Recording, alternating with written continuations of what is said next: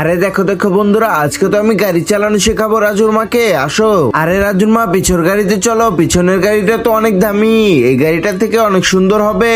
আরে রাজুর মা, প্রথমে তো আমি গাড়ি চালাবো, আমার চালানি দেখে তারপরে তুমি শিখবে। আরে রিমোট কোথায়? এই রিমোট দিয়ে কি হবে?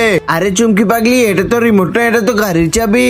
আচ্ছা বুঝতে পেরেছি, কিন্তু একটা সমস্যা হয়েছে তো, এখানে তো তিনটা থাকার কথা, এখানে দুইটা কেন?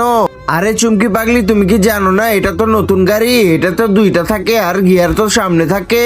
আরে আমি তো এই গাড়ি চালাই না কখনো, আমি তো চালাতে পারবো না, চলো পিছন গাড়িটাই চালাই। আরে রাজুর মা তুমি সরো, আমাকে চালাতে দাও, আগে আমি চালাবো তারপরে তো হবে। এই যে দেখো এখানে তিনটা আছে, এখন আমি চালাতে পারবো। আচ্ছা চালাতে পারলেই হবে, চলো চলো।